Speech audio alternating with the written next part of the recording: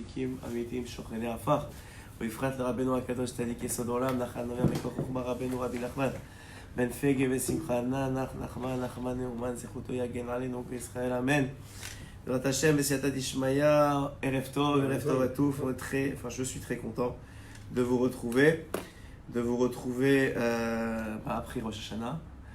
Comme vous voyez, ma voix, comme tous les ans, est un peu partie. Je suis un petit peu enrhumé aussi, c'est normal. Je le dis à chaque année, lorsqu'on reçoit, comme à Rosh Hashanah, pour la plupart d'entre nous, c'est peut-être pas le cas de 100% des gens, mais pour la plupart d'entre nous, on a reçu beaucoup de lumière spirituelle. Et à ce moment-là, les kelim, les réceptacles physiques sont affectés parce que justement la lumière spirituelle a un peu explosé le réceptacle, vu la grandeur que c'était, particulièrement cette année. Je crois que chaque année on le dit, mais chaque année on est de plus en plus affecté par la lumière spirituelle qu'on reçoit là-bas et par les rencontres, la connexion, le dévoilement d'Hachem que le tzaddik apporte dans cet endroit-là. Je crois que, en tout cas pour moi je parle, et pour ceux qui étaient avec moi je pense aussi, on a reçu vraiment un cadeau spirituel extraordinaire cette année. J'espère que vous entendez, je m'excuse si vous n'entendez pas trop bien, je suis désolé, je sais que c'est pas évident. Je vais essayer de parler le plus fort que je peux, et en espérant que ça suffise. Donnez-moi juste une seconde. Donc que ces paroles de Torah soient pour l'Atzlacha de toi, Israël, qu'on ait une bonne année, plein d'Atzlacha, plein de briout, plein de shefa spirituel et de shefa matériel. Et puis en espérant que on reçoive Mashiach Tzidkenu cette année. C'est ce qu'on a prié. On espère qu'enfin Hachem va être roi sur le monde entier, dévoilé, pas seulement qu'on l'applaudisse à Ouman ou dans certaines synagogues en Israël, mais qu'il soit vraiment dévoilé comme roi. C'est ce pour quoi on a prié, en particulier à Rosh Hashanah, et on espère sincèrement que cette année est la bonne. Bezrat Hashem. Sinon, on se retrouve à Rosh Hashanah l'année prochaine. mais d'ici là, on va prier encore et encore pour que Mashiach puisse enfin se dévoiler, qu'il nous sorte de notre torpeur, de notre sommeil spirituel. Même si on a un réveil comme ça quelques jours par année à Ouman, on se rend compte à ce moment-là. Philippe est là? Vous venez de commencer. Très plaisir de te voir. Commence bien l'année. Alors, on se rend compte pendant ces quelques jours combien Hachem il peut être présent dans nos vies. Je l'ai dit à ceux qui n'étaient pas avec moi. Peut-être la première fois cette année, j'ai senti que quand je faisais la tefila, je parlais vraiment avec le Kadosh Baruch Hu. Quand on dit Ata Bechartano, je disais toi, Ata Bechartano, toi tu nous as choisis. Et Moula Enai, devant mes yeux, en plus j'étais devant le Echal, alors ils ont mis des pancartes du nom d'Hachem Yod Kevav, alors tu voyais le nom d'Hachem devant toi. C'était très spécial cette année, vraiment, on a reçu beaucoup de or. Et bon, Bezrat Hachem, on espère que Mashiach il va venir, qu'il va pouvoir faire ça, que ça ce soit un quotidien pour nous. Oui, alors que ces paroles de Torah soient aussi évidemment pour la Foula Shema de tous les malades d'Israël, en particulier de Srata Ben Miriam, de David Ben Mani, vous avez des noms? Anaël Badrout et Patricia Janine Benisti. Patricia Janine Benisti, Bezrat Hachem, Refoua Shema, Refoua Tanefesh, Refoua Tagouf, de tous les malades d'Israël, et que tous ceux qui ne sont pas malades restent en santé toute l'année, Bezrat Hachem. Et puis chacun pensera de toute façon à ceux à qui il pense. Et puis évidemment, comme on le sait, comme je vous l'ai déjà dit, en Shana, les âmes qui sont parties de ce monde, elles aussi sont jugées en fonction des comportements de leurs enfants dans ce monde-ci, alors qu'elles aussi, elles aient le mérite de se rapprocher d'Akadosh Baruch Hu et de profiter de Ziva Shrina, de la lumière d'Hachem. Donc ce shiur, même si on est dimanche soir, ça va être un shiur de préparation à Kippour, puisqu'on est à quelques jours de Kippour et que, comme je vous ai dit à chaque fois, comme Rabbi Nathan l'explique, tout dépend de la préparation. Et la lumière de Kippour, c'est une lumière très spéciale qui serait dommage de passer à côté. On pourra jeûner, on pourra venir à la synagogue, mais comme à Rosh Hashanah, comme dans tous les autres moments de l'année, il y a une lumière particulière qui va se dévoiler. La lumière de Kippour, on va essayer de la définir ce soir. La lumière de Rosh Hashanah, en tout cas le principe de Rosh Hashanah, comme je vous l'ai dit dans le coup de shiur de préparation à Rosh Hashanah, c'est une lumière qui se dévoile individuellement. Qu'est-ce que ça veut dire? Pourtant, on est des milliers à Ouman, on est beaucoup à la synagogue, dans chacun des endroits où vous avez passé Rosh Hashanah. Mais la Gemara nous dit qu'on passe tous comme Bnei Maron. Bnei Maron, dit la Gemara, bon, je vous l'ai déjà dit, c'est comme un troupeau qui sort d'un enclos. C'est un des exemples de la Gemara, il y en a plusieurs. Mais tout ça pour apprendre qu'on passe individuellement. Vous allez me dire, mais comment c'est possible? Tout le monde entier est jugé. En fonction des individus, le monde entier est jugé. Si vous devez gagner temps, alors pour que vous gagnez temps, vous faites tel business, donc il faut que le produit coûte tant. Donc dans le pays où il est créé, il faut qu'il y ait une guerre mondiale, qu'il y ait une guerre civile pour que ça coûte tant. Donc en conséquence de ton jugement à toi, tout le reste se met en place. Et l'intelligence d'Hachem est tellement grande que tout s'emboîte parfaitement pour que tout le monde reçoive ce qu'il a besoin et en même temps que ça corresponde au jugement général du monde. Donc ça c'est Rosh Hashanah. Mais tout part de l'individu. Contrairement à Kippour, où nous expliquent nos sages, et Rabbeinu aussi en parle, c'est un jugement klali. Qu'est-ce que ça veut dire? La Gemara nous dit que le Yom HaKippourim, le jour de Kippour, Mechaper, il répare, il expie. C'est ça le mot exact en français. Mechaper, c'est expier.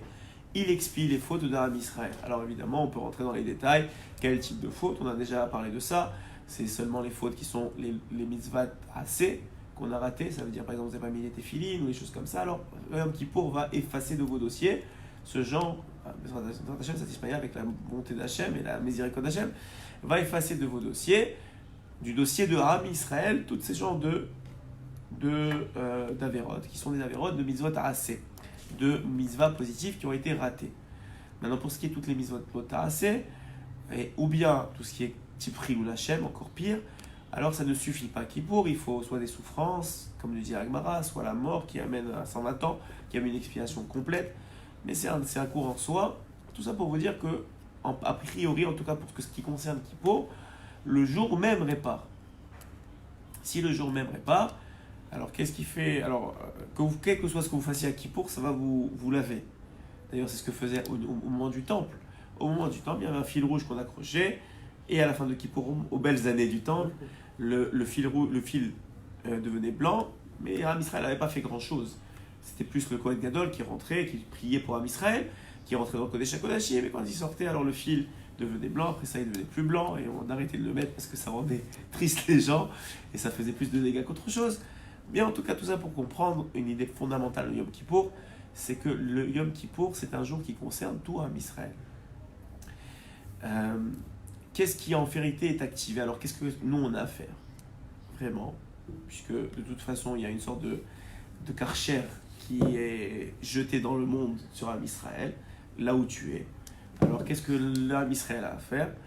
L'essentiel du travail se fait préalablement à Yom Kippour et aussi à Yom Kippour, mais préalablement aussi dans le sens que c'est ce qu'on appelle activer le Koach HaTzibur.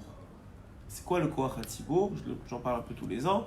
Le Koach HaTzibur, c'est la force on en parlait juste avant d'ailleurs, c'est la force de l'unité du peuple d'Israël. C'est pour ça que les sages vont recommander et vont mettre une grande emphase, Erev Yom Kippour, donc avant Yom Kippour, de s'assurer qu'on n'a pas de marloquette avec aucun autre membre du peuple d'Israël. De la même façon que la Sefer Torah est comparée, on sait que chaque lettre est comparée à une âme d'Israël, les 600 000 âmes sont contenues dans la Sefer Torah. Si vous avez une lettre du Sefer Torah qui est pas soul, tout le Sefer Torah est pas soul, vous pouvez rien faire avec. Alors le Chazal nous donne cet exemple-là pour nous dire qu'effectivement le jour de Yom Kippour, il faut que vous fassiez partie du peuple du Sefer Torah, quoi. Si vous avez créé ou cassé le lien avec une des lettres du Sefer Torah, alors malheureusement c'est quelque chose qui est très grave, simplement parce que maintenant vous n'avez plus en votre possession le Koach HaTzibur. Et c'est ça qui est Mechaper dans le Yom Kippour. Il y avait l'exemple par exemple du Rav Dessler qui rapportait souvent, le Rav Dessler qui était un des manhig du Moussar, un des maîtres à penser il y a environ 100 ans, qui a écrit le Mirtav Miliao, si vous avez déjà lu. Et le Rav Dessler, il avait l'habitude, à partir des Yamim Noraim, maintenant, de s'asseoir, et c'était un manhig du Yeshiva, donc il donnait des shiurim de Moussar à Yeshiva, et dès que rentrait Yamim Noraim, il quittait sa place de Rav, et il allait s'asseoir parmi les élèves. Alors les élèves, ils demandaient, mais pourquoi vous faites ça? Il dit, moi, pendant Yamim Noraim, je ne veux pas me faire remarquer. Je fais partie du klal. Le klal, je rentre dans le klal. Yom Rosh Hashanah, qu'on veuille ou qu'on ne veuille pas, on est jugé individuellement. Mais à partir que les Yamim Noraim passent, enfin que Yom Rosh Hashanah passe, on rentre dans les Yamim Noraim, et ces Yamim Noraim là, c'est un yan de klal, de composantes, on va dire, intérieures. Et pas seulement ça, mais il y a une histoire aussi que je rapporte aussi souvent, qui est celle du Steipler, le père de Rav Kanievski d'aujourd'hui, Shlita, Zerotoya Genalenu. Alors, le Steipler, à une époque, il avait commencé à avoir ce qu'on appelle les assurances vie. En vérité, c'est plus des assurances de mort que des assurances vie, mais bon, pour le vendre, ça se fait, ça c'est pas très publicitaire d'appeler ça des assurances de mort, parce qu'en vérité, celui qui en profite, c'est celui qui est encore en vie, mais grâce aux morts. En tout cas, mais en vérité, pourquoi donc, comment c'est des assurances vie? Et il y a un élève du Steipler qui est venu voir le Steipler et qui a demandé la question Al-Pi Halacha, selon la loi juive. Est-ce qu'il est permis ou pas de prendre une assurance vie? Alors le Steipler a répondu à cet élève-là, oui, Al-Pi Halacha, il est permis d'utiliser une assurance vie. Et donc, ayant eu sa réponse, l'élève était prêt à sortir de chez le Steipler. Et il le retient, et il lui dit, non, mais c'est vrai qu'Al-Pi Halacha, c'est permis, mais je ne te conseille pas de le faire. Alors, il est intrigué. Il venait me dire que Al-Pi Halacha, Al-Pi Din, selon la loi juive, c'est permis. Alors, pourquoi on n'aurait pas le droit ou on ne le ferait pas? Alors, le Steipler, il lui dit, je vais te donner un secret. Le secret est le suivant. Il dit, des fois, l'individu ne vit pas pour lui-même. Qu'est-ce que ça veut dire? Ça veut dire que des fois, lui, il ne mérite pas ce qu'il reçoit. Ouais. Mais il le reçoit parce qu'il a des enfants, parce qu'il a une femme qui, eux, ne méritent pas qu'ils ne le reçoivent pas. Par exemple, la Gemara dit, dans ma Maseret Nida, que chaque enfant vient avec sa parnassa. Donc en vérité, la parnassa que vous avez eue cette année-là, on va dire, je sais pas moi, 50 000, 100 000, 200 000 euros, qui est venue avec l'enfant, et qui chaque année se renouvelle, parce que l'enfant aussi, il a besoin. Donc lui, elle ne vous appartient pas. C'est pas parce que votre mérite, ou parce que vous le méritez, ou parce que votre mazal, il le permet. C'est parce que c'est le mazal de l'enfant qui est sous votre garde. Donc maintenant, vous avez reçu cet argent-là, mais cet argent-là est destiné à l'enfant. Il est destiné pour que vous l'éduquiez, pour que vous lui donniez à manger, pour que vous puissiez lui donner des cours de Torah s'il en a besoin, lui donner un mélamède si vous ne pouvez pas lui enseigner la Torah. Donc tout ça, ça rentre dans la catégorie de ces 50 000 euros que vous avez eu cette année en plus. Maintenant, vous ne le savez pas, vous recevez l'enveloppe entière, ouais. Donc, mais la réalité, elle est que ce n'est pas votre argent. Donc ça veut dire que cet argent-là, il vous a été réservé. Donc un peu l'idée derrière l'idée que lui disait le Steipler, c'est de dire que on ne sait pas pourquoi on vit. Est-ce qu'on vit pour nos enfants, pour nos femmes? Est-ce que nous on mérite de vivre, Bechlal? Personne ne sait. Donc il lui donnait un conseil, il lui dit laisse Hachem faire son travail. Bon, évidemment, aujourd'hui c'est répandu que tout le monde prend une assurance vie. Ouais, ou des assurances maison, ou des assurances que vous voulez, ouais. Mais sauf, c'est Hachem qui garde. C'est la mizouza. Quand on met des mizouza à une porte, c'est parce qu'on croit que Bémet, c'est Hachem qui garde la maison. Alors chacun, en fonction de son niveau d'émouna, qu'il fasse pas, si son niveau d'émouna n'est pas là, parce que c'est vrai, il va d'afka l'attaquer. Il va dire, ah ouais, tu crois, en vérité tu crois pas, et tu vas voir que tu crois pas, et il va arriver une bêtise. Donc faites en fonction de votre niveau d'émouna, mais le principe est le même. C'est que on ne vit pas toujours par nos mérites à nous. Et des fois, on est protégé parce que nos enfants, ils ont besoin d'un père qui est bari, qui est chalem, qui est en santé. On est protégé parce que nos femmes méritent des maris qui sont bari et chalem, qui sont en santé, qui peuvent les aider dans leur quotidien. Donc, souvent, ou la communauté, on a besoin de nous, chacun on a un rôle, et ce rôle-là, on croit qu'on donne, mais je vous l'ai dit souvent, celui qui donne, c'est celui qui reçoit. C'est juste Hachem qui connaît les comptes en vérité. Mais celui qui donne, sachez-le, c'est parce qu'en vérité, vous recevez beaucoup plus que vous donnez. C'est toujours comme ça. C'est Hachem lui-même qui nous l'apprend. Rabbi Nathan, il dit qu'est-ce que Hachem il reçoit de nous? Il reçoit ce qu'on appelle les tfilotes de Ram Israël, les prières de Ram Israël, mais il le reçoit seulement pour redonner beaucoup plus. Donc en vérité, il donne beaucoup plus qu'il reçoit. Et nous, on reçoit beaucoup plus qu'on donne. Donc en vérité, le principe de Yom Kippour, c'est le principe de l'activation de ce Koach HaTzibour. C'est pour ça qu'il est très bon, particulièrement à Yom Kippour, de dire la phrase, avant que commence Yom Kippour, de dire la phrase qu'on devrait normalement dire selon la Rizal tous les matins. Ani, moi je m'attache, je veux dire en français, Ani Mekacher Atzmi en hébreu, les Chol Shorshi Ami Israël, je m'attache à toutes les sources des âmes de Ami Israël, et Ani Orev, et moi j'aime, ou je veux aimer, si vous êtes sincère avec vous-même, j'aime ou je veux aimer tout Ami Israël comme si c'était moi-même, Kenafshi ou Moodi. C'est des phrases que je mettrai probablement sur la page, parce qu'il y en a plusieurs que je vais donner aujourd'hui dans ce shiur. C'est un des rares shiur que j'ai préparé. D'habitude, ça sort un peu tout seul, mais les shiur de préparation aux fêtes, en général, c'est des shiur préparés parce qu'il y a beaucoup de choses à dire. Et je veux pas que vous perdiez quoi que ce soit. Et donc, Donc on a dit que c'est particulièrement bon le jour de Yom Kippour, avant encore Yom Kippour, de dire cette phrase-là pour montrer à Kadosh Baruch Hu au moins la volonté qu'on a de faire partie du Ham Israël et d'activer ce Koach HaTzibour, cette force de l'unité, cette force du peuple d'Israël qui en vérité est celle qui va nous sauver le jour de Yom Kippour.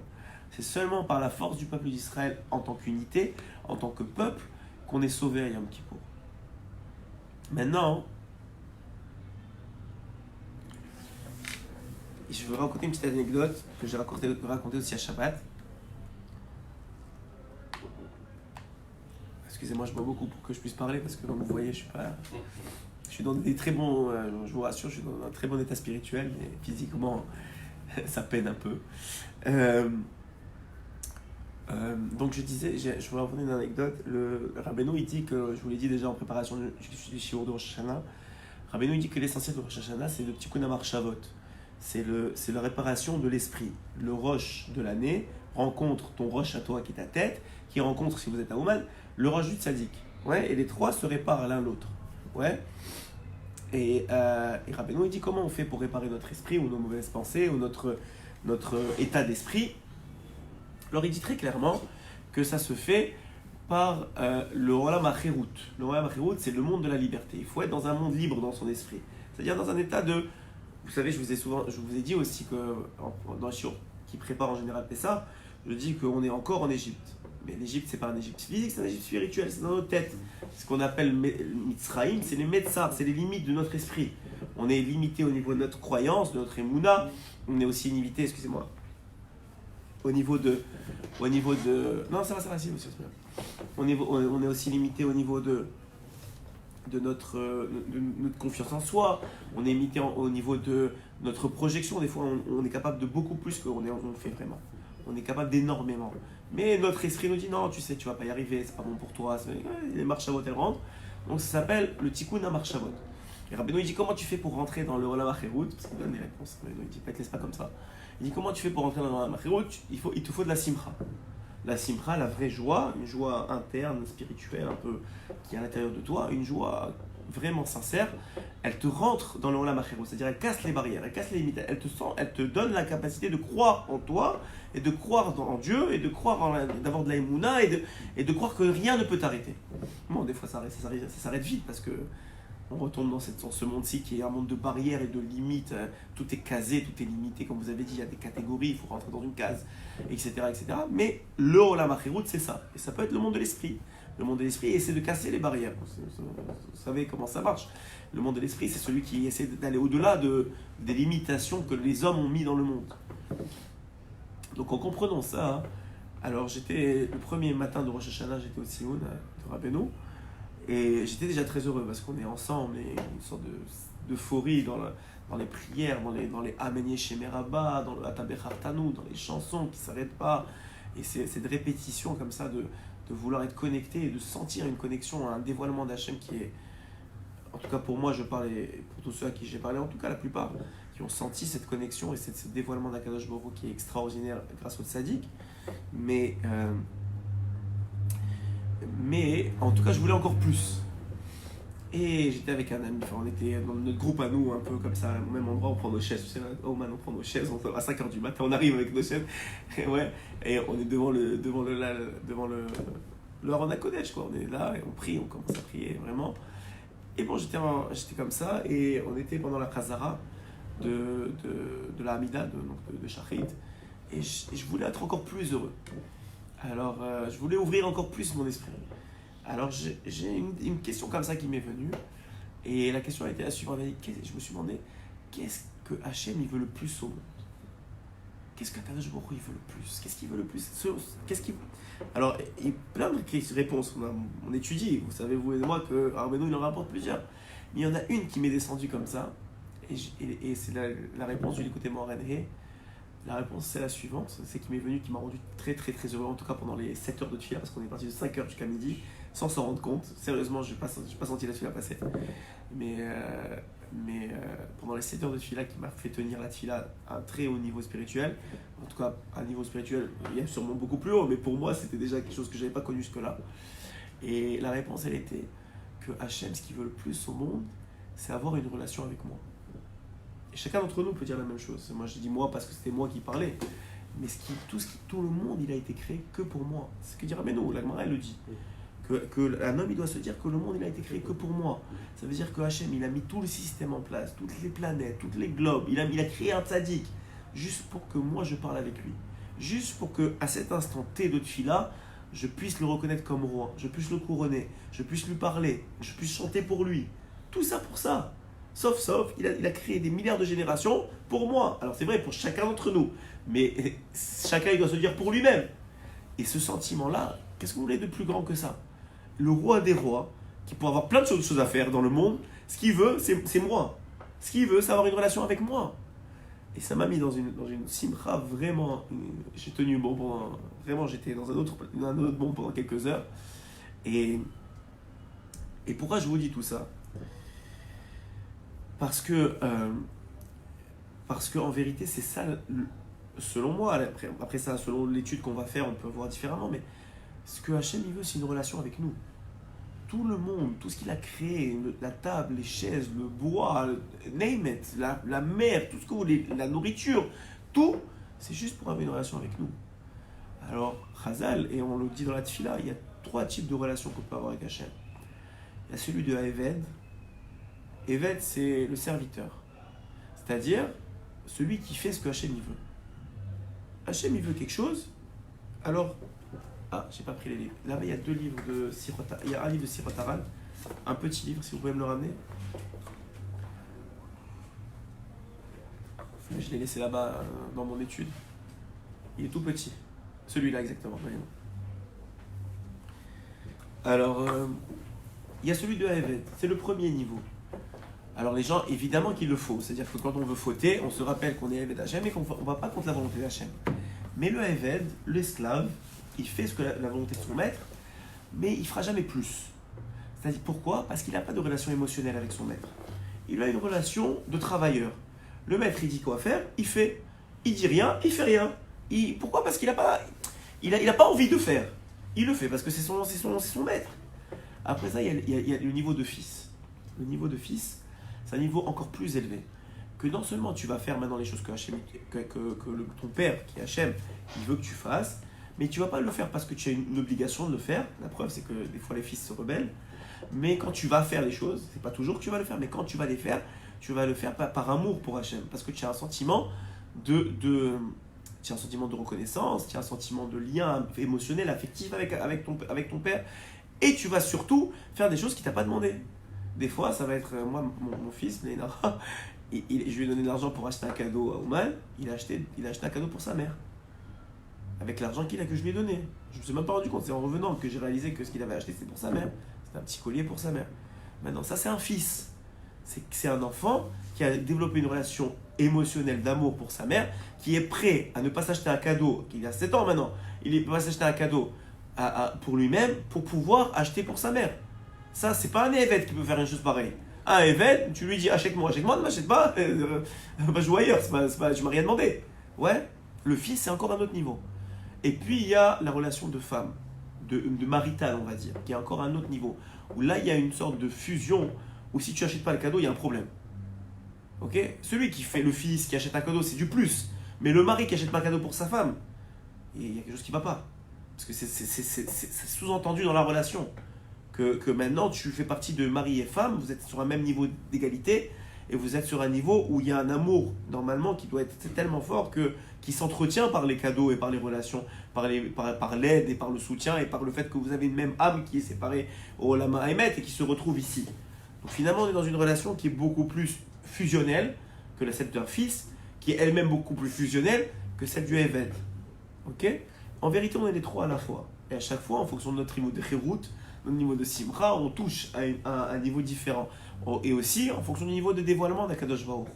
Vous savez, il y a une histoire dans la Gemara, il me semble, c'est dans Yoma, une histoire où un Rav qui s'appelait Rav, Erev Yom Kippour, un boucher lui avait manqué de respect. Donc, tu connais l'histoire, hein? Alors là, il décide, Erev Yom Kippour, pour le bien du boucher, d'aller se présenter devant lui pour qu'il ait l'occasion, puisqu'il n'est pas venu jusqu'à la veille de Yom Kippour, lui demander pardon. Il lui a dit, j'aimerais bien qu'il me demande pardon, parce que sinon j'ai peur pour lui au jour du jugement. Donc je vais me présenter devant lui. Et puis effectivement, il se présente devant lui, il tape à la porte du magasin du boucher tôt le matin pour pas qu'il y ait personne, pour pas qu'il ait honte, pour pas que, tu sais, des fois là, l'orgueil va faire en sorte qu'il va pas se demander pardon. Donc il se dit, je vais arriver avant que le magasin il ouvre, et puis comme ça, les bonnes conditions pour qu'il me demande pardon et que ça soit réglé. Il arrive, il tape à la porte, le boucher dit, ouais, c'est qui? Il dit, c'est Rav. Il lui dit, qu'est-ce que tu viens faire? J'ai pas aucune intention de demander pardon, il n'est pas question, retourne chez toi. Et immédiatement, il est en train de couper de la viande. Le manche se déboîte de la lame et la lame lui transperce le cerveau et il meurt. Ramim là-bas, il pose une question.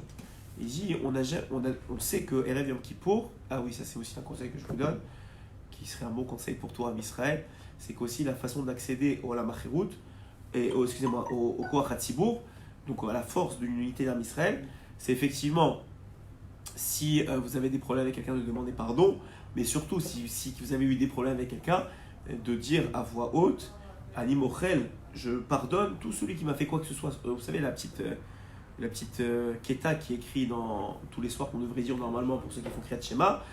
Vous irez voir dans le Sidour, dans Kriyat Shema. Là-bas, il y a quelques phrases où on dit à Hachem, on avoue à Hachem qu'on est Mochel, on pardonne tout celui qui nous a fait quoi que ce soit, parce qu'on reconnaît que c'est Hachem qui nous l'a fait et qu'on n'en veut à personne.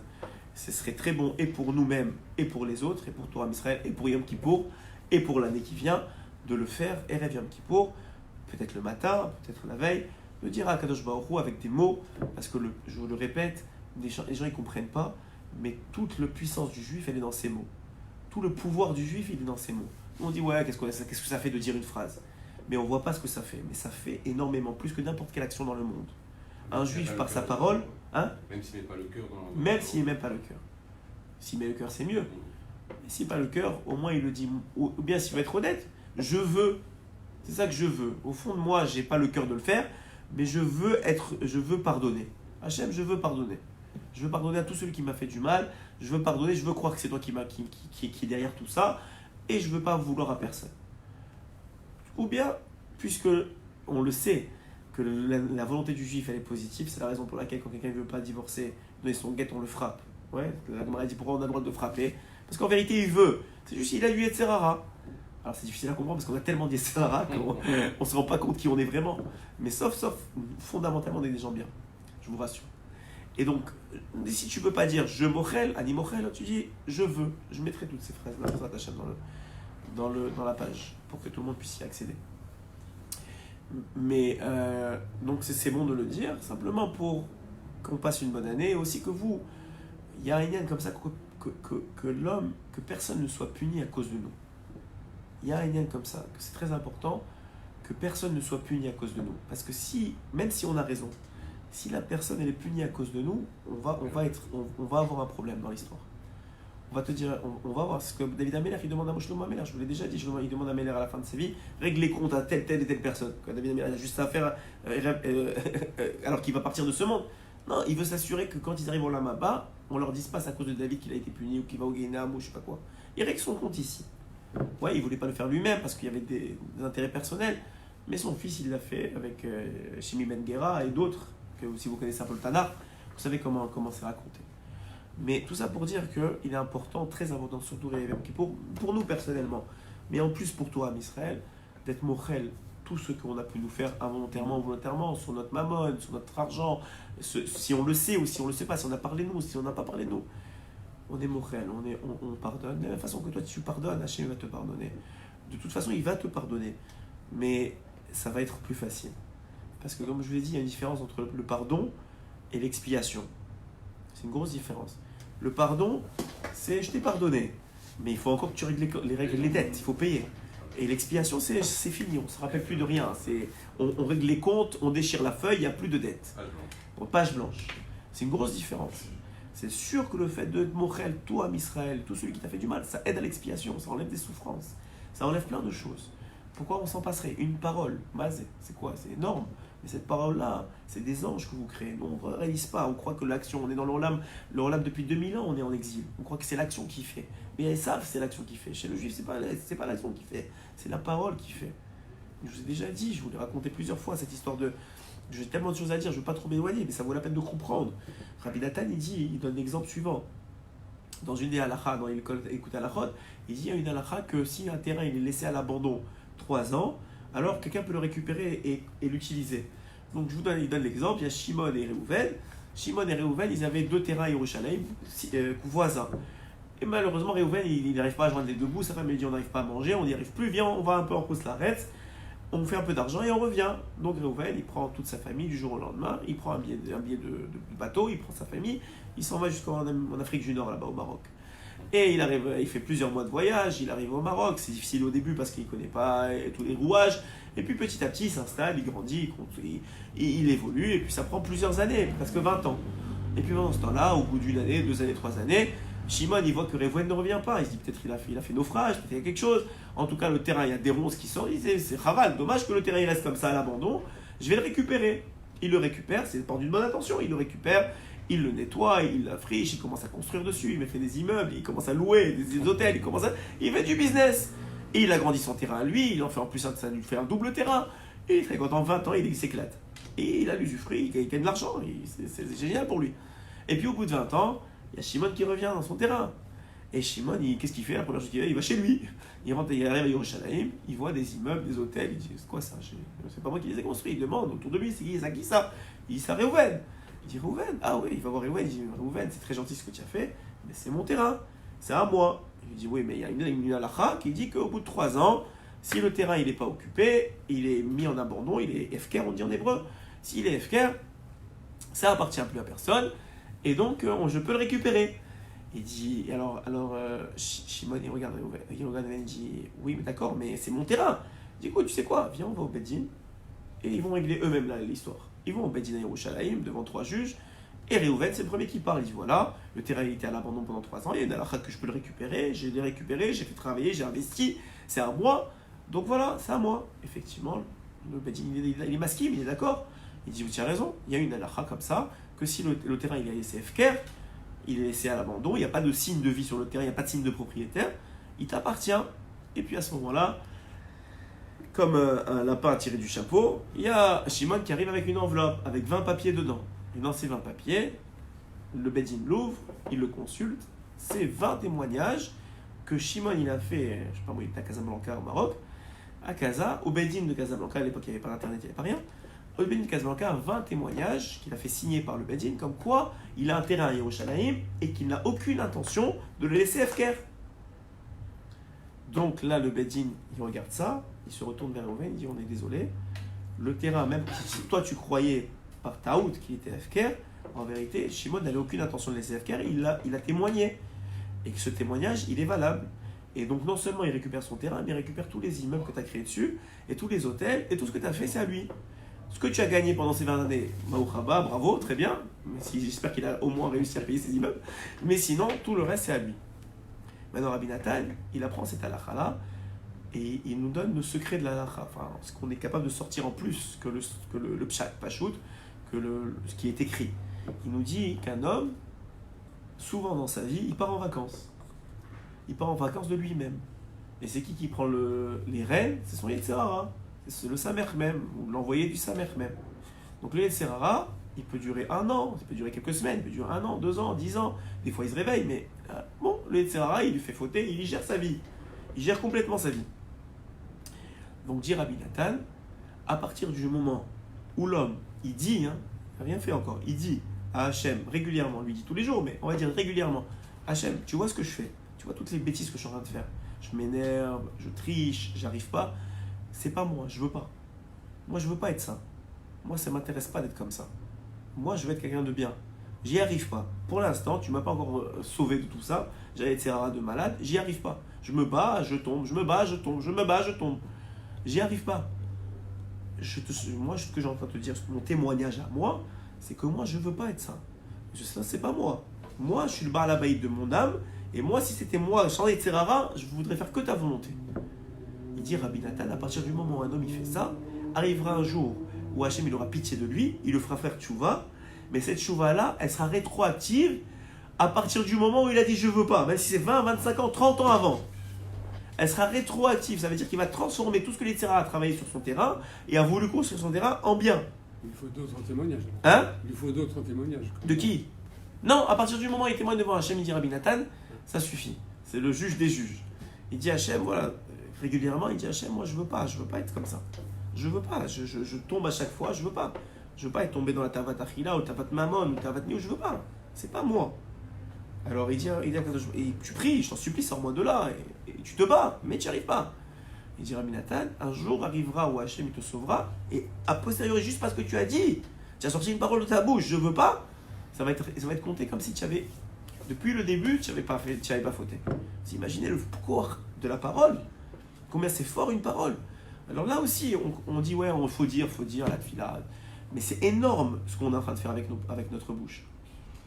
Il dit, donc revenons à ce qu'on a dit, il y a des moments où on est Eved, il y a des moments où on est Ben, il y a des moments où on est la femme d'Akadosh Baruch Hu. Dans l'histoire du boucher, tu avais dit la Gemara pose une question. Ah oui, merci, là j'ai pas fini, merci que c'est là. La Gemara elle pose une question. Elle dit on a vu que si on a fait quelque chose à quelqu'un, on est obligé de lui demander pardon. Mais si quelqu'un nous a fait quelque chose, d'où on a vu que maintenant il faut se présenter devant lui pour le forcer à nous demander pardon. Ça n'existe pas une chose pareille. Et en plus on a vu que ça a mal tourné, le gars il s'est fait tuer. Comment Rav il a eu l'idée d'arriver à une telle maskana, de venir chez le boucher pour lui proposer de demander pardon. Et en plus, on voit que ça a mal terminé. Alors dit la Gemara, Rav, il a appris d'Ashkadosh Baruch Hu lui-même que pendant Elul, et pendant Rosh Hashanah, et pendant Yom Yom, Hachem, il descend très très très proche de nous. Pourquoi il descend? Pour se révéler à toi, pour que tu lui demandes pardon. Tu demandes pardon, c'est une occasion. On s'est éloigné de lui pendant toute l'année, parce que X, Y raison, tout le monde a ses raisons. Parce que l'Yetzirah est là, parce qu'on a notre vie, parce qu'on a nos angoisses, nos difficultés, notre peur de la parnassa, notre peur de la santé, ce que vous voulez, chacun a ses problèmes. Mais là, il y a quelques jours, en particulier un petit peu où il descend le plus bas, c'est vraiment, il n'y a plus aucune, normalement il ne devrait plus avoir, c'est la raison pour laquelle on voit des gens complètement éloignés, complètement à l'ouest, entre guillemets, sans être péjoratif, qui viennent à la Neila, c'est le moment le plus proche, où Hachem il est le plus dévoilé. Ouais. Alors de là, il a pris de Hachem lui-même, qui descend. Le problème, c'est vrai, que s'il est tellement descendu et toi, tu n'as toujours pas dit pardon, à la Makom, c'est une responsabilité encore plus grave. Parce que là, attends, il s'est dévoilé, il est descendu, il est venu vers toi, et même pas pardon. Ok, tu vas pas arrêter ce que tu fais. Je comprends, tu n'as pas la force. Ok, tu peut-être, mais un minimum, tu réalises que tu as fait des bêtises, tu réalises que tu n'es pas dans le bon chemin, tu n'es pas prêt à changer. Je dis même pas que tu es prêt à changer, oublie que tu es prêt à changer. Mais tu réalises qu'il y a quelque chose qui ne va pas dans ta vie. Tu réalises qu'il y a un Dieu et que tu ne fais pas sa volonté. Rien que le fait de dire Hachem, je ne fais pas ta volonté. C'est pas ma volonté de ne pas faire ta volonté. Moi, j'aimerais bien faire ta volonté. J'aimerais bien kiffer ta volonté. J'aimerais bien kiffer Shabbat. J'aimerais kiffer les fêtes. J'aimerais bien kiffer être un tzaddik. J'aimerais bien me réveiller la nuit. J'aimerais bien tout ça. Mais j'y arrive pas. Mais je voudrais. Et je regrette de ne pas vouloir. Juste ça, ça suffit pour dire pour qu'Hachem il dise j'ai bien fait de descendre. Juste ça suffit. Pour dire, tu sais quoi, j'ai bien fait de descendre. Juste pour entendre ça de toi, j'ai bien fait de descendre. Et ça, on le voit que, en vérité, qu'est-ce qui fait qu'on passe d'un Eved à un fils et d'un fils à une femme? C'est quoi la clé de passer d'une étape à l'autre? Alors Rabbeinu il répond, et il dit que la clé, c'est à quel point tu fais la volonté d'Hachem. À quel point tu fais la volonté d'Akadosh Baruch Hu. Comment on honore quelqu'un? On vient de rendre Hachem roi. Comment tu honores? Comment tu rends quelqu'un roi? Dire Rabbeinu, c'est par le kavod que tu lui donnes, l'honneur que tu lui donnes. Comment tu fais pour honorer quelqu'un? C'est en faisant sa volonté. Comment tu vois qu'un enfant, il honore son père? C'est parce que sincèrement, il fait sa volonté. Quand il dit quelque chose, on l'écoute. Vous savez, il y a des fois, il y a des enfants qui sont dans des difficultés. Le père, il peut être, ou la mère, elle peut être meurtrie par les difficultés de son enfant. Mais ce qui la réconforte le plus au monde, c'est quand l'enfant, il vient, il lui demande conseil. C'est quand l'enfant, il vient, il dit, tu sais, maman, j'ai tel ou tel problème, ou papa, j'ai tel ou tel problème. Et là, il y a une sorte de relation qui se crée. Et la mère, elle a l'impression, elle est apaisée. Même pourtant, le problème est toujours là. Mais elle sent qu'il y a une relation quand même qui est entre elle et son fils. Et je l'ai dit hier en shiur, et je le pense sincèrement, et je pense que je l'ai compris de l'enseignement de Rabbeinu, c'est que sachez que dans l'éducation, ce que va devenir votre enfant, ça ne dépend pas beaucoup de vous. C'est sûr que vous allez donner un exemple, vous allez prier pour eux, bien sûr que ça va aider énormément. Mais sauf il a un parcours à avoir, cet enfant-là. que ce soit dans la religion, que ce soit même dans le travail, Hachem, il a un plan pour lui. La seule question qui reste à savoir, si durant le parcours qu'il va avoir, est-ce qu'il va maintenir son lien avec son papa et sa maman ou pas? C'est ça la vraie question que vous allez avoir à déterminer dans votre éducation. Est-ce que vous allez maintenir le lien d'amour, d'amitié, de respect qu'un père devrait avoir avec son fils ou qu'une mère devrait avoir avec son fils ou sa fille, ou bien vous allez casser le lien? C'est pas mal ça qu'on a entre les mains. Moi, j'ai donné l'exemple à Rosh Hashanah. Je leur ai dit, parce qu'il y avait mes enfants avec moi, les grands, enfin les grands, ils sont pas très grands, mais quand même. Je leur ai dit, vous savez, avec des bonbons, on peut faire deux choses. On peut se débarrasser des enfants, on peut créer un lien. Et ça veut dire, l'enfant il t'embête, tu lui donnes des bonbons, laisse-moi tranquille. Ça nous arrive à tous. Personne n'est exempt de ça. Ça nous arrive à tous, on est tous des hommes. Des fois on est fatigué. Bon bah tiens un jouet, tiens un bonbon, laisse-moi tranquille. Ok, c'est pas si grave que ça, mais tu n'as pas créé de lien avec le bonbon. Tu t'es juste débarrassé de l'enfant. Ou bien, tu peux prendre le bonbon, et l'enfant il veut un bonbon. Tu dis, c'est quoi? Viens, on va étudier de la Torah ensemble. Viens, on va parler ensemble. Viens, on va faire quelque chose ensemble. Quelque chose de constructif, pas dans l'intérêt de la construction de l'enfant. Et tu auras un bonbon. Et tu sais quoi, on va manger des bonbons ensemble. Mais tu as créé un lien grâce aux bonbons.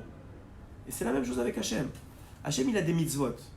Ces mitzvot, tu peux les faire. Tu peux les faire, hein, mais tu les fais pour toi-même. Parce que tu sais qu'il y a une parnassa à la clé. Tu sais qu'il y a une vie assez agréable à la clé. Tu sais qu'il y a un olam haba à la clé.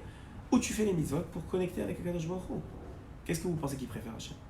Vadaï qui préfère la personne qui vient pour se connecter avec lui.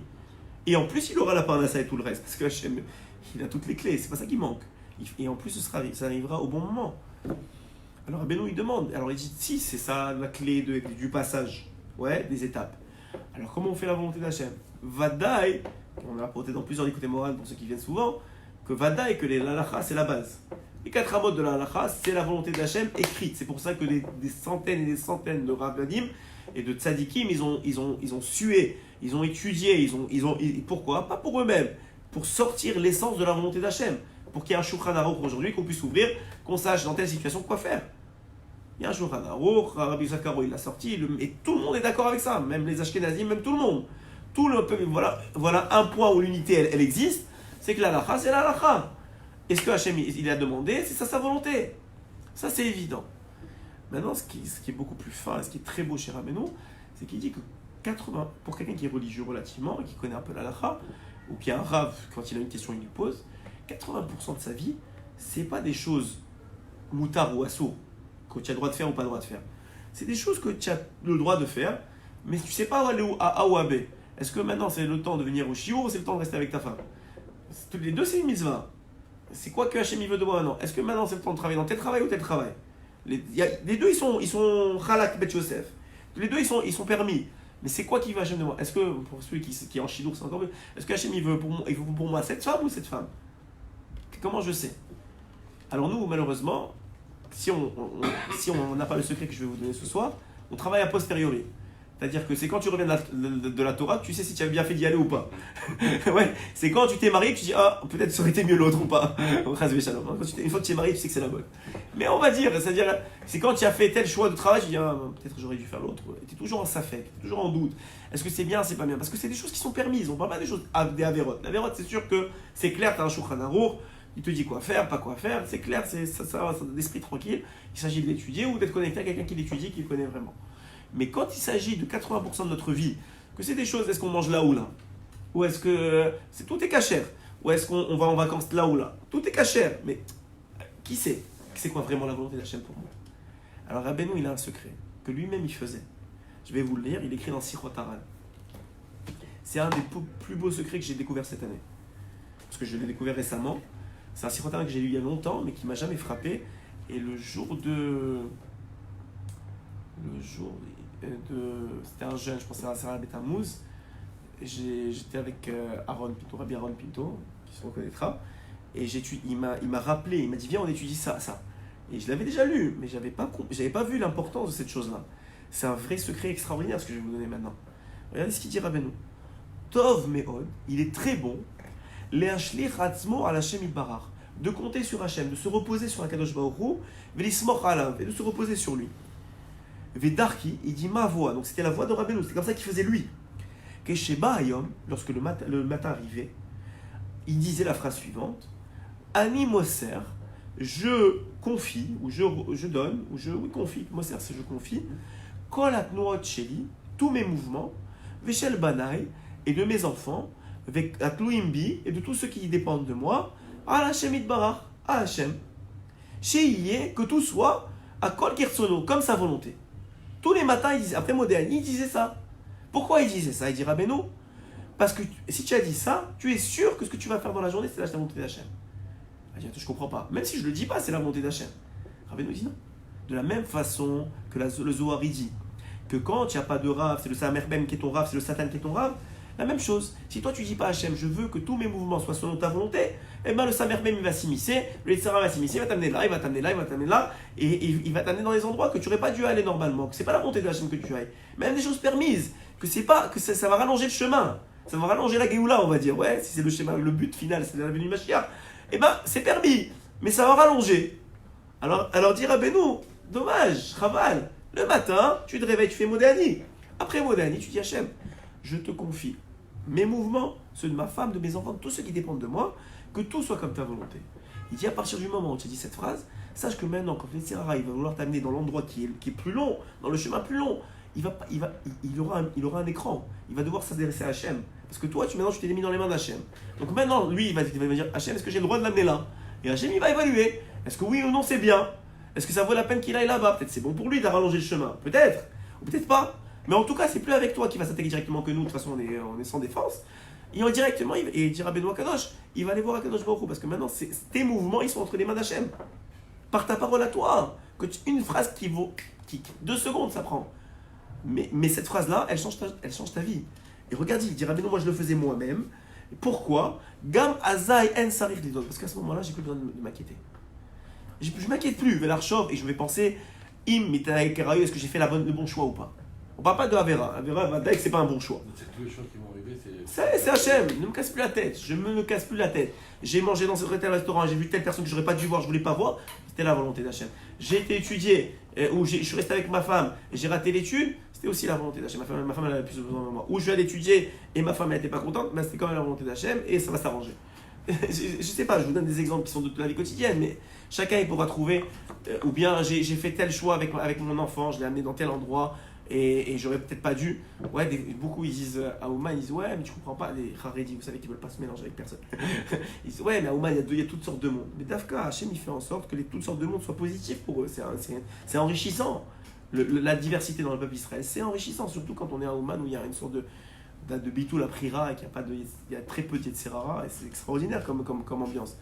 Alors, Dafka, il y en a qui disent ouais, mais je veux pas les amener parce que mais arrête de réfléchir. Ouais.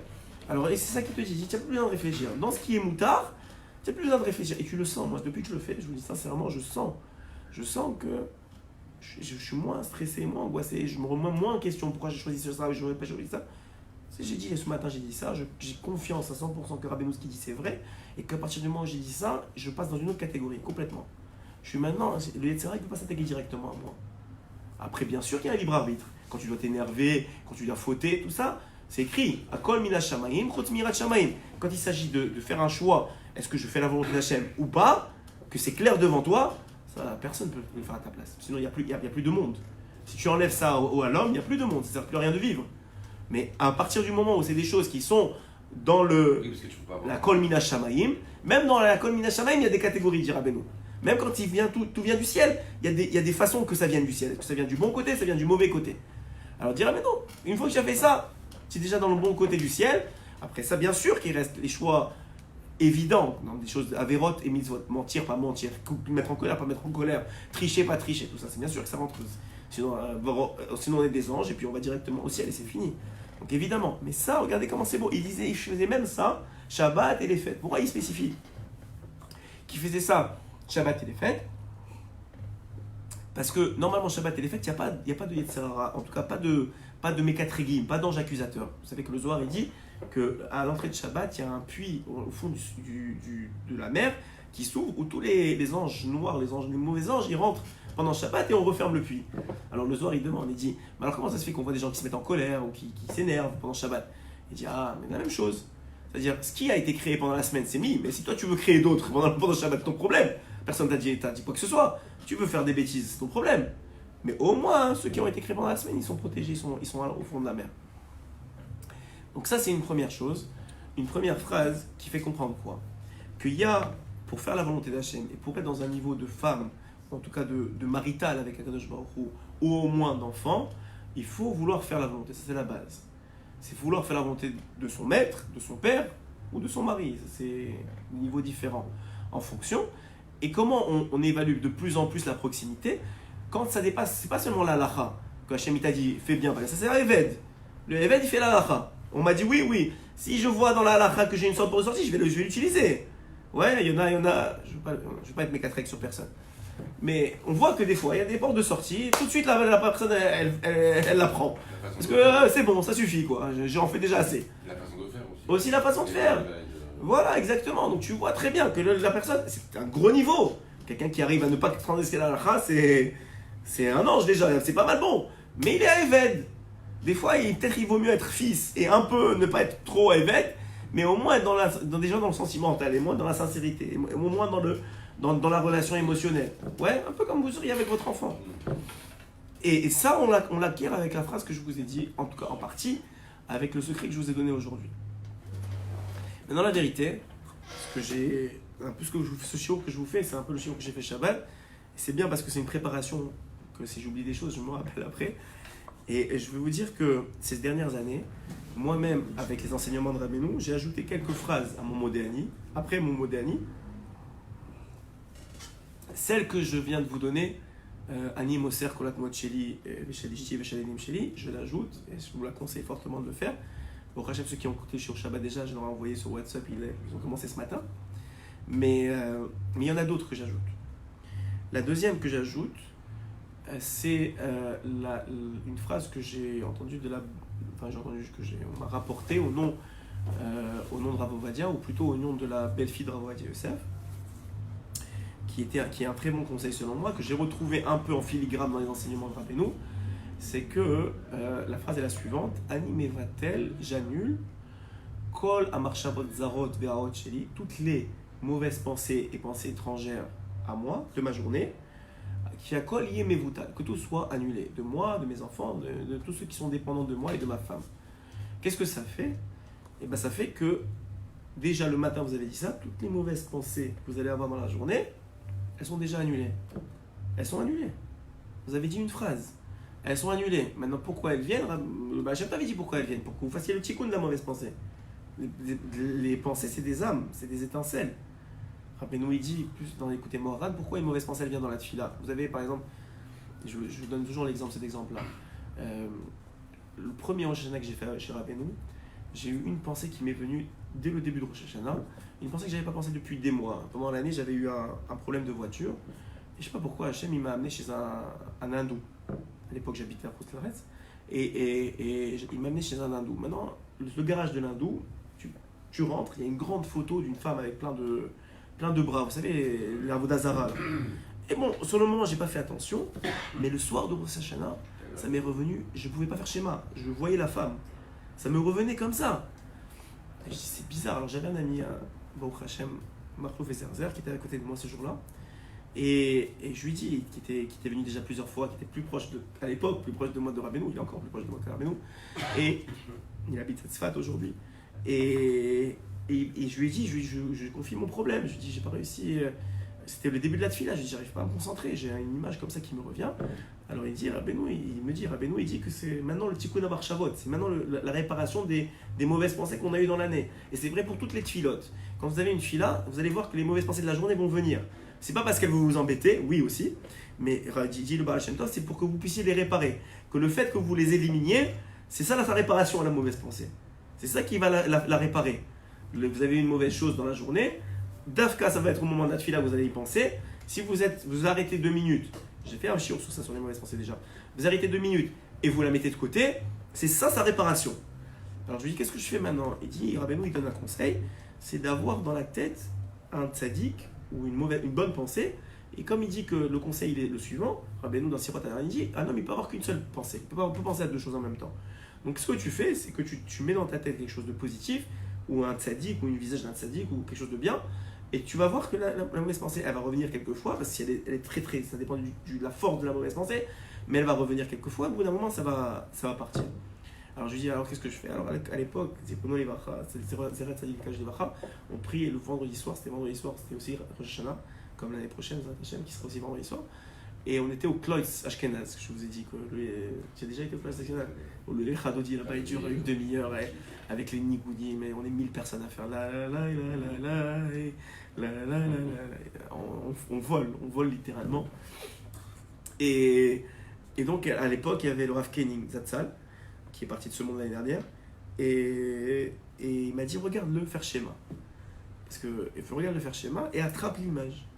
Et c'est ce que j'ai fait, et jusqu'à maintenant, chaque fois que j'ai une mauvaise pensée, c'est cette image-là qui me revient. Parce qu'elle est préparée dans ma tête que si j'ai une mauvaise pensée, c'est l'image qui doit arriver. Et d'Afka, tout de suite, la mauvaise pensée, elle s'en va. Alors des fois, elle revient parce que ça arrive, mais tout de suite, j'essaie de l'éliminer, et ça marche. Alors pourquoi je vous dis tout ça? Parce qu'on voit de là qu'on peut être mévatel une pensée. On peut annuler une pensée. Sur l'instant, là, je vous parle de l'instant. Mais le conseil, il est que si tu l'as mévatel a priori, alors il aura moins d'intérêt à venir l'amener parce qu'elle est déjà annulée. Des pensées qui peuvent nous rendre tristes et tout. Oui, des pensées qui te peuvent rendre triste, des pensées de Avodazara, des pensées que tu avais des choses que tu n'aurais pas dû voir, des pensées. C'est moi des pensées que des images. Peut-être, ouais, c'est vrai. Mais moi personnellement, je pense que la pensée, elle s'habille dans une image, non? Ça dépend. Ça dépend. La pensée est abstraite. Ouais. C'est des images. C'est vrai. Des souvenirs. Alors moi, je parle plus d'une image, parce qu'une pensée, moi toujours, quand je pense, je m'imagine, je pense à quelque chose, tout de suite ça prend une forme, Quand je pense à la banque, on voit le logo de la banque. Ah ouais. Et si tu penses du stress, il y a le battement de cœur qui commence à rentrer.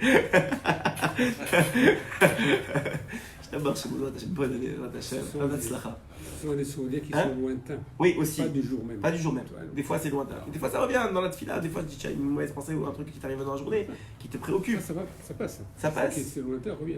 Oui, c'est impressionnant, des fois 10 ans, 15 ans avant, ouais. C'est vrai. C'est vrai. Vous avez raison aussi. En tout cas, voilà le conseil de Rabbeinu. Et moi, mon conseil que je vous donne, cette phrase-là, je ne l'ai pas lue chez Rabbeinu, mais je vous la donne parce que je pense qu'elle correspond à l'enseignement de Rabbeinu, de dire tous les matins, j'annule toutes mes pensées, de mauvaises pensées et mes pensées étrangères dans la journée, les miennes, ceux de ma femme, mes enfants, ou si vous êtes une femme, ceux de mon mari et de mes enfants, et qu'elles soient annulées. La troisième chose que je dis le matin, et qu'il est bon,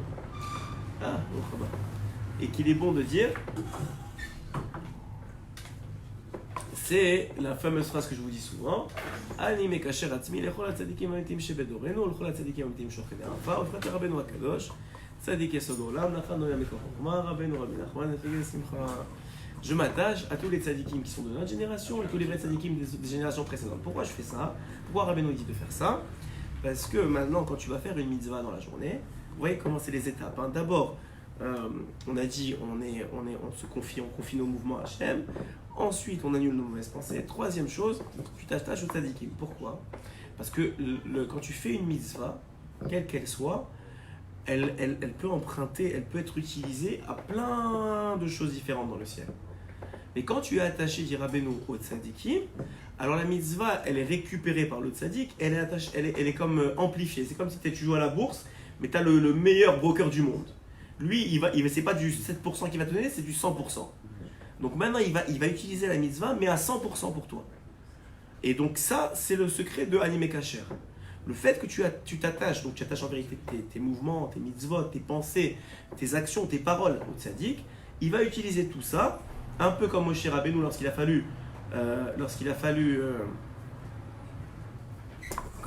monter, un peu comme Moshe Rabbeinu lorsqu'il a fallu monter, il a fallu construire le Mishkan. Donc lui aussi, lorsqu'il a s'agi de monter le Mishkan, tout le monde lui a amené les briques, enfin les différents éléments. Et Moshe Rabbeinu, qu'est-ce qu'il a fait? Il a organisé pour créer le Mishkan. Alors il dit la même chose pour le tzaddik, pour les tzaddikim. Ils prennent les mitzvot, ils organisent le troisième temple, le Mishkan, ce que tu veux, c'est-à-dire le principe même de la réalisation du troisième temple, donc de la réalisation du Mishkan final. Ok? Ça, c'est la troisième chose. Maintenant, pour revenir à Yom Kippour, parce que c'était le but de ce shiur, maintenant que vous avez pris ces trois phrases-là et que je les écrirai, comme je vous ai dit, sur un. sur WhatsApp et sur la page Facebook pour que tout le monde les ait. Je vais partager avec vous un sirotaran, un autre sirotaran, qui va déterminer, merci ça, qui va nous apprendre, qui va un peu nous faire comprendre c'est quoi le travail de Kippour. Comme je vous ai dit, la force de Kippour, c'est le Koach HaTzibour, c'est l'unité dans le peuple d'Israël. Mais Rabbeinu, il va un peu dévoiler, ou en tout cas, il va vouloir nous guider sur c'est quoi la lumière de Dieu qui s'est dévoilée à Kippour. C'est quoi la volonté d'Hachem à Kippour, vraiment? Qu'est-ce qu'il veut de nous? Dans quoi il veut qu'on tape? Dans quoi il veut qu'on aille chercher? Alors il dit Gvar Mevoar, c'est le Sirotaran Kouf Aleph. Il dit Gvar Mevoar Kama Pe'amim. C'est déjà rapporté plusieurs fois. Chez En Tzrichim Shum Chochmot Ba'avodat Aborei Yitbarach Rak Mimut Upshitut Ve'emuna. Il dit c'est déjà écrit qu'il n'y a pas besoin chez Akadosh Baruch Hu de le servir avec beaucoup d'intelligence et de chokhmah, donc d'intelligence, mais seulement il utilise 3 mots, et à mon avis ces 3 mots sont essentiels dans la Avodat Hashem. C'est avec simplicité, avec sincérité et avec émouna, avec foi. Celui qui arrive à servir Akadosh Baruch Hu dans cet élément-là, dans ces trois éléments-là, alors effectivement, il aura gagné toute sa vie son service divin. C'est le plus haut niveau de service divin qui existe. C'est le principe que quoi? Qu'on arrive à servir Hachem avec sincérité, avec simplicité et avec foi. Qu'est-ce que ça veut dire? Je vais vous dire ce que ça veut dire exactement. En vérité, il y a quelqu'un qui m'a dit, je comprends pas. Que vous savez, à Yom Kippur, premièrement, quelqu'un m'a dit, mais alors je ne comprends pas comment on fait. Si, il y a quelqu'un qui a été gêné un peu par ce que j'ai dit hier dans le Shio, et il est venu me voir après, il m'a dit, mais alors si tout le monde est pardonné, à quoi ça sert qu'on vienne à Tfila et qu'on fasse Ta'anit Dibour? Il y en a qui font Ta'anit Dibour, ils ne parlent pas, et il y en a qui demandent pardon, et ils pleurent. De toute façon, on est pardonné, c'est pas un problème. Alors je vous ai déjà expliqué que l'expiation et le pardon, c'est pas la même chose. Mais même si on ne rentre pas dans ça, vous avez 2 enfants, et les 2, ils ont fait une bêtise. Et les 2, vous les avez pardonnés. Mais il y en a un qui est venu vous demander pardon et qui a dit je suis désolé, je regrette, je suis désolé. Et puis il y en a un autre, il a été pardonné et de la même façon que le premier, mais il n'est même pas venu vous dire pardon, il n'est même pas conscience. Il est là, il passe le jour et puis il est pardonné. Qui a gagné le plus dans les 2? Ils ont été pardonnés. Au niveau du pardon, les 2 ont gagné la même chose. Mais celui qui a demandé pardon, celui qui a pris sur lui, qui a fait un effort de lui-même, il a gagné quoi? Il a gagné un lien supplémentaire avec son père. Il a gagné le lien, il a gagné le grandissement de soi, il a gagné la remise en question, il a gagné l'humilité, il a gagné plein de choses dans l'histoire. Mais le pardon, c'est qu'une conséquence. Ok, tu es pardonné. Mais je vous dis ça pas un peu pour se rassurer, mais surtout pour s'enlever un peu la daga, le stress, de dire oui, il faut que je fasse. Ce qu'il faut que tu fasses à Yom Kippur, c'est taper dans un endroit chez toi qui est sincère. Un endroit qui est de simplicité et un endroit d'émouna, de foi. C'est ça qu'il faut faire. Alors, quelqu'un il m'a dit, mais alors comment on fait? Vous savez, dans la vie, on peut faire les choses. On étudie beaucoup Baruch Hashem, de plus en plus. La Torah, elle est accessible à tout le monde, je le dis à chaque fois. On peut mettre les téphilines parce que le Harizal, il dit que les téphilines, c'est la connexion avec Hashem, parce que c'est écrit les 4 parashiot, ça rappelle le Mitzraïm, ça nous sort d'Égypte, notre propre Égypte à nous. Plein de choses vous pouvez trouver dans le Écoutez Halachot. Rabbi Nathan rapporte des choses extraordinaires sur chaque halakha, sur chaque bracha, que tu voles pas à Hashem, plein de choses. Tu peux faire ça pour ça. Mais ça c'est le niveau le plus bas. Tu dis, mais attends, je comprends pas, j'ai étudié, et ça m'a... En vérité, tout ça, c'est seulement pour motiver l'homme à faire. Pour qu'il ait une motivation, qu'il comprenne qu'il y a un monde au-delà de ce monde-ci, que Hachem, il existe, qu'il y a des anges, que ça fait sa petite action a un pouvoir extraordinaire sur le monde, qu'un Olam va l'attendre, qu'un monde futur, tout ça, c'est pour le motiver. Mais dans l'action elle-même, le plus haut niveau de faire une action, c'est de la faire parce que Hachem nous a demandé de la faire. En toute simplicité et en toute sincérité. C'est une condition préalable, c'est d'avoir la confiance en soi. Oui, bien sûr, confiance en lui. Alors, c'est ça qu'on acquiert avec la Torah. Parce que la Torah, si on n'étudie pas, on ne sait pas quoi faire, premièrement. Et deuxièmement, on n'a aucune idée de combien Hachem est grand, et combien il a confiance en nous, et combien nous on a un pouvoir sur le monde, et combien on peut faire, et combien ça a un impact. Tout ça, je suis d'accord. Mais lorsqu'il s'agit de faire, le summum de l'action, elle est dans la simplicité, la sincérité qu'on va mettre dans l'acte qu'on va faire. Et ça, c'est sincèrement le jour peut-être où il y a une occasion de taper dans cette sincérité, dans cette simplicité, c'est le jour de Kippour. Pourquoi ? Parce que quelqu'un qui réfléchit un peu, il n'a pas besoin de penser à manger, il n'a pas besoin de penser à boire. Bon, ben, s'il veut y penser, il y pense, c'est son problème. Mais a priori, il ne travaille pas, donc il ne va pas penser à travailler, il ne va pas travailler de Melachot, il ne va pas penser. C'est une journée où tu passes la journée à la synagogue, a priori, donc tu penses qu'à Hachem. Ok, tu peux penser à autre chose, mais les conditions sont mises en place pour que ce soit un jour où tu retrouves une certaine sincérité. Alors le Yetzirah est très fort. Il va te faire, il faut que tu fasses, il faut que tu jeûnes, il faut que tu comprennes, il faut que tu acquières, il faut que tu réussisses ce ton yom de Kippour. Mais tu n'as rien à réussir, on va même te dire que tu te pardonnes de toute façon. Rabbeinu te dit non, mais t'inquiète pas, tu es pardonné de toute façon. Juste, tape dans la sincérité. Tu sais quoi, ta tefila, pour une fois dans la vie, pour une fois dans l'année, ne regarde pas à quel moment il finit le Tzir Tzibour, à quel moment il faut que je finisse. Rentre dans les mots de ta tefila. Parle avec Hachem sincèrement. Dis-lui ce qu'il y a écrit vraiment. Ne les lis pas pour les lire. Dis vraiment ce qui est écrit. Si tu ne peux pas parler le français, si tu ne parles pas l'hébreu, prends un livre en traduction. Prends mot à mot, ça va te prendre 6 heures une tefila. Mais qu'est-ce qui est mieux pour Hachem ? Que tu aies pris 6 heures de Hamida, et que vraiment c'est une Hamida qui a explosé les cieux, ou que tu aies fait la Hamida en 20 minutes comme tout le monde, et que tu sois très content de toi-même, et que finalement ton lien avec Hachem ne s'est pas renforcé. L'exemple que je donne toujours, c'est l'exemple du Baal Shem Tov, l'histoire du Baal Shem Tov. Tous les ans je la donne, c'est une histoire que j'adore, qui est très très révélatrice de ce que je suis en train de vous dire. L'histoire est la suivante. C'est le Baal Shem Tov qui, un jour de Yom Kippour, comme tous les Yom Kippour, il monte en haut. Lui, il est là, mais en vérité, son âme est en haut. Il est en train de défendre Israël, il est dans les jugements, il est avec Akadosh Baruch Hu, parce qu'on sait que le jugement, il arrive au Rosh Hashanah, mais à Yom Kippour, il n'y a que Hachem. Donc il est là et il est avec Akadosh Baruch Hu, il défend, il prie, il défend pour Israël, il prie pour que l'année soit bonne, pour que tout le monde soit expié, qu'il n'y ait pas de douleur, pas de souffrance, pas de famine, tout ce que vous voulez. Et que tout le monde soit Begma Fatima Tova, que tout le monde soit inscrit dans le livre de la vie, dans les livres de connexion, qu'il y ait de la Shuvah en Israël, que Mashiach vienne, tout ce que vous voulez, c'est ça que fait le Baal Shem Tov toujours Yom Kippour. Et Baruch Hashem, fini Yom Kippour, il prend sa Seuda, il va dormir. Et dormir, il ne dort pas vraiment, il monte encore en haut. Et tous les anges lui disent bravo, Kol HaKavod Rabbi Israël, vous avez fait une tuile extraordinaire, ça a aidé beaucoup à Israël cette année, on aura une bonne année, etc., etc. Et il y a un ange qui arrive comme ça, il lui dit mais bon, vous n'avez pas été le meilleur cette année. Alors le Baal Shem Tov pas par égoïsme, shalom, ou par jalousie. Le Baal Shem Tov il veut savoir qui est meilleur que lui, il veut apprendre de lui. Alors il dit quoi ? Il y a quelqu'un qui a mieux prié que moi, qui a mieux défendu Israël que moi ? Il dit il y en a un.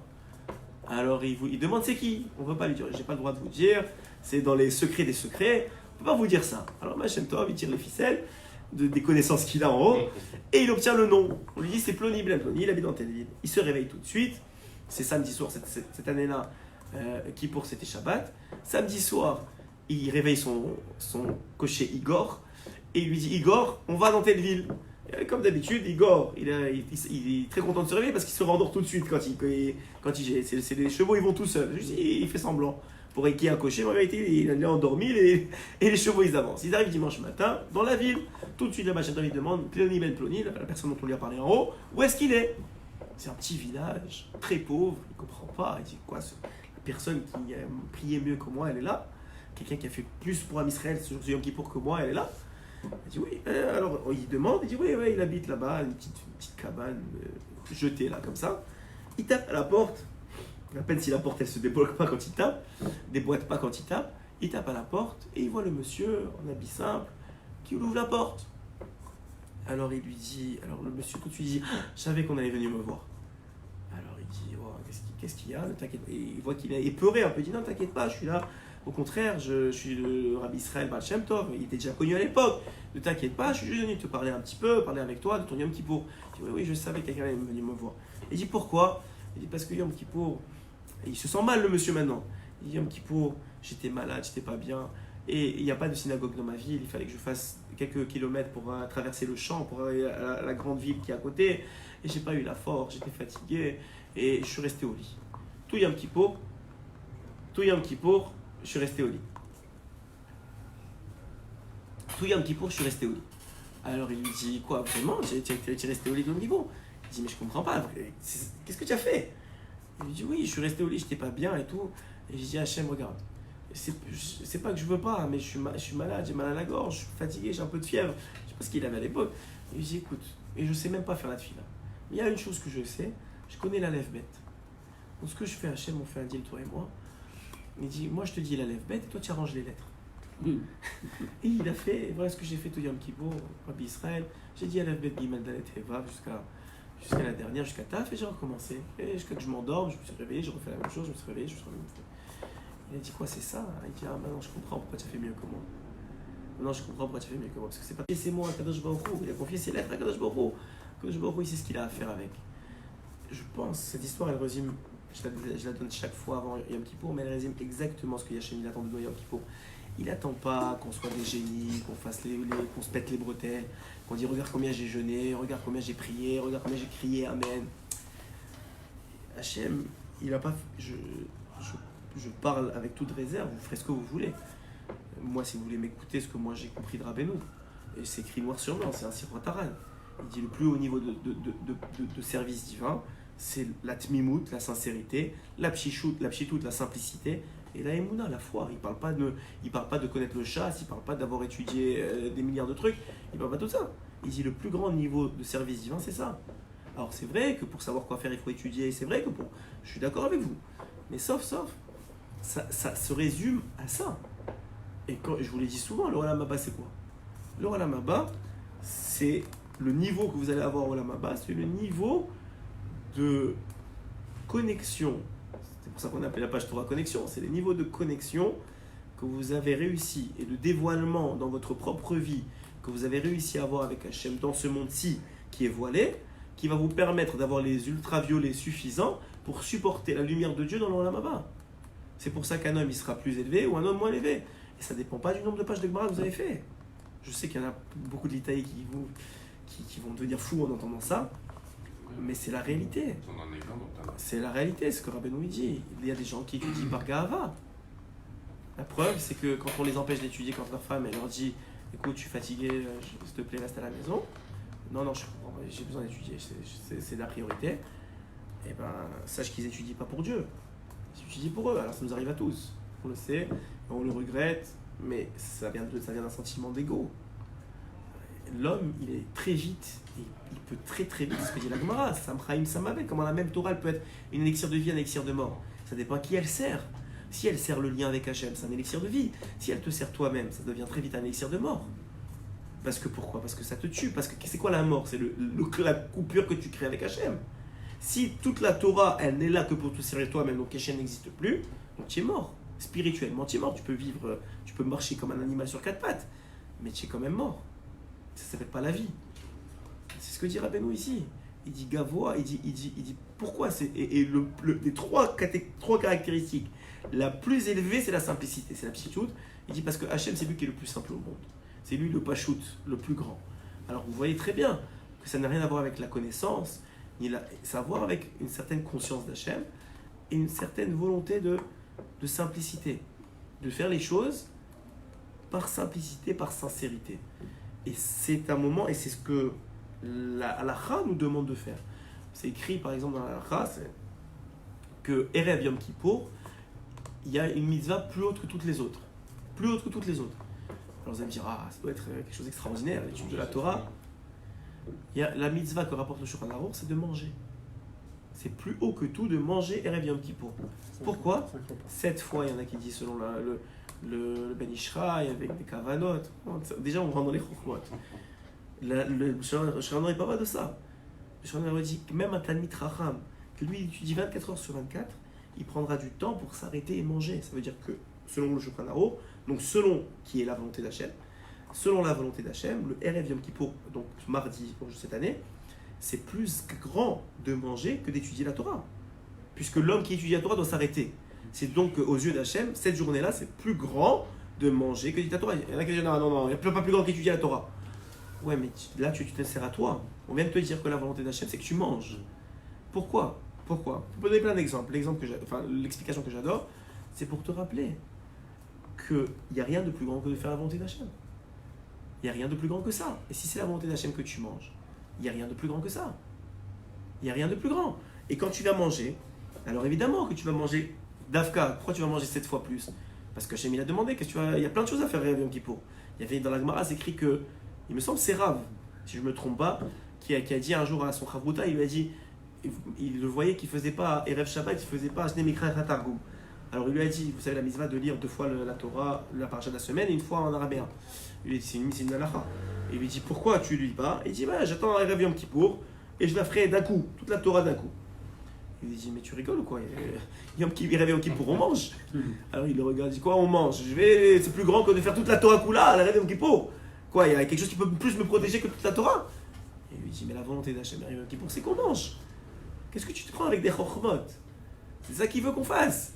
Et celui qui mange Yom Kippour, il est plus grand que tout le monde. Qui mange encore pour les bonnes raisons, pour servir à Kadosh Baruch Hu. Donc, qu'est-ce que ça nous apprend? Exactement ce que Yom Kippour vient nous apprendre. C'est que Yom Kippour, il est là pour te rappeler qu'il y a un lien que tu as, que toi tu es juif, que tu as une partie d'Hachem, qu'il n'est pas, que cette partie-là elle est cachée, que Hachem lui-même il est caché dans le monde, et que ce monde-là, ton travail à toi, c'est de nettoyer le lien, c'est de nettoyer ce qui t'empêche de voir Hachem dans le monde. C'est de créer un lien. Alors ce qui t'empêche de voir Hachem dans le monde, en général, la plupart des journées, c'est le stress de l'argent, le stress de la nourriture, le stress de l'habitation. Le jour de Kippour, tu peux dormir à la synagogue et tu ne manges pas et tu ne bois pas. Et tu es là. Et tu as une chance extraordinaire, puisque Hachem il est descendu le plus bas qu'il peut descendre. Alors il y en a qui vont être zochés de le sentir, il y en a qui ne vont pas être zochés de le sentir. On ajoute des minahagim, ne pas parler pour sentir plus. Parce que quand tu vas parler sûrement de bêtises, ça ne vaut pas la peine, dommage que tu ne parles que pas de Torah ou de Tfila, parce que c'est un jour où tu peux connecter, que si tu parles, tu as le risque de t'énerver. Alors il y a des gens qui ajoutent sur eux-mêmes. Mais tout ça, c'est pas pour dire, regarde, je me pète les bretelles que j'ai pas parlé sur Yom Kippour. Si tu as fait ça, tu viens de casser le lien. Ça t'a servi à rien, au contraire, ça t'a tué ce Ta'ani Dibour, ce jeune de la parole, que le Harizal dit que ça vaut des milliards de jeunes, enfin des milliers de jeunes. Ouais, il ne vaut des milliers de jeunes que s'il sert le lien avec Hachem. Mais si tu sers toi-même, tu viens juste de casser ton lien et il ne servira à rien. Ah, mais je l'ai fait. Ok, dans l'Olamaba, on va te donner des peanuts, parce que des petites cacahuètes, parce que tu as fait quelque chose. Mais c'est pas ça le but. Ne fais pas, reste à ta place et crée un lien. Fais une fila qui vaut la peine d'être faite. Et les gens, je vous dis, et moi, je m'inclus, dans tous les shiurim que je donne, des fois je les réécoute parce que ce qui me vient n'est pas, là c'est un peu préparé, mais d'habitude je les prépare pas vraiment. Je les réécoute juste pour moi-même apprendre ce que Rabbeinu il veut nous enseigner. Mais on se trompe de cible la majorité du temps. La majorité du temps, le Yetzirah, c'est lui qui nous dirige. Et il utilise la Torah et les mitzvot pour nous éloigner d'Hachem. Il utilise ce qui a été créé pour le servir, pour nous en éloigner. Et c'est pas un, c'est pas deux. Demandez à des rabbanim qui sont jaloux les uns des autres, mais n'importe quel niveau. Vous avez dit dans le peuple d'Israël, non, je ne vais pas parler, celui-là il dit sur celui-là et celui-là il parle sur celui-là. D'où ça vient ça? D'où ça vient? Ça vient que on a utilisé la parole de Dieu à notre intérêt personnel.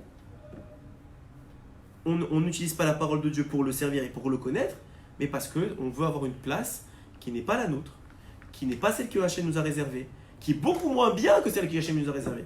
C'est juste que celle qui nous a réservée, ça prend du temps, et nous on veut tout de suite. Alors on préfère une place qui n'est pas la nôtre, mais qui est confortable, qu'une place inconfortable qui nous amène à une place beaucoup plus confortable. Mais ça c'est notre taout à nous. Le jour de Kippour, c'est le jour où il faut réaliser qu'on a été dans cette taout-là, tous. Autant qu'on est, on s'est fait prendre par ça, c'est obligé. Tout le monde a Yetzirah. Plus on est grand, plus on est grand, ce Yetzirah, comme le dit la Gemara. Donc effectivement, qu'on est dans cette taout-là, c'est le jour de dire à Hachem, s'il te plaît, aide-moi à être sincère. C'est le jour de faire attention à ce qu'on dit dans les tfilotes, de ne pas regarder ni à droite ni à gauche, ni qu'est-ce qu'il dit lui, comment il prie, ou lui comment il prie pas, ni dans quelle partie de la tfila on est. C'est le jour d'être sincère, c'est le jour de faire Idbou des doutes. Tous les fêtes, c'est faire Idbou, c'est important. Mais là, les malamina kol, tu parles avec ton créateur, il est là, mamash. Tu peux parler avec lui et lui dire Hachem, regarde, cette année, j'ai pas été si bien que ça, je me suis trompé dans mes trucs, je voulais pas. C'est le jour de dire je voulais pas. S'il y a bien un jour par année où ce Shimon-là, il a bien fait d'aller pour témoigner, c'est bien le jour de Yom Kippour. Parce que pourquoi? Parce qu'il n'y a plus d'anges, mais quatre il n'y a plus rien Yom Kippour. Le jour de Rosh Hashanah, il y a des anges blancs, des anges noirs, on fait les bilans. Là, il n'y a que Hachem, il attend juste que tu viennes lui parler. Il attend juste que tu lui dises je regrette, je suis désolé. Je t'en supplie, aide-moi l'année prochaine pour être mieux. Pas plus que ça. On a l'impression que c'est énorme. Mais c'est pas plus que ça, sauf. Après la tefila du soir, au lieu de rentrer chez toi, va faire une demi-heure de marche. Préviens ta femme que tu es avant Kippour. Si tu parles pas, préviens-la que tu parles pas. Mais si tu parles, dis je vais rentrer le soir de Kippour. S'il te plaît, que tu as des enfants, s'il y a des enfants en bas âge, mais ça vaut la peine pour nous. Je vais rentrer une heure plus tard. Je vais aller marcher ici, on a la plage. Allez devant sur la plage, baissez les yeux pour pas voir personne. Allez parler avec Hachem. Dis juste ce que vous avez sur le cœur. Cette heure-là, elle vaudra plus que les 24 heures de Kippour, je vous le garantis. Pour Hachem, c'est de l'or. C'est de l'or, mon fils, que j'ai créé que pour ça. Je t'ai créé juste pour ça. C'est ce que dit le Ramchal dans Mesilat Yesharim. Tout le but de ce monde, c'est l'Olam Haba. On vient de dire que l'Olam Haba, c'est profiter de la lumière d'Hachem. Donc tout ça, c'est que pour ça. C'est que pour ça qu'il a créé le monde. C'est pour ça qu'il t'a créé toi. Il était tout seul, il a dit, je veux donner de moi-même, je veux donner de mon bien. Je t'ai créé. C'est Chaval qu'on en profite. Chaval. Soir de Kippour, c'est un soir où il faut marcher, il faut aller parler à Hachem, il faut être concentré dans les tfilotes. Sincèrement, est-ce que tu es capable? Tu es capable, une tfila, tu es capable, un shmona esrei. Eh bien, c'est pas grave si le reste tu es assis et les autres y répondent amen et toi tu es. Mais au moins, ce que tu fais, tu le fais bien et tu le fais sincèrement. Et tu le fais pas pour qu'on te regarde, tu le fais pas pour gagner des galons ou un Olam Haba ou parce que tu te pètes les bretelles.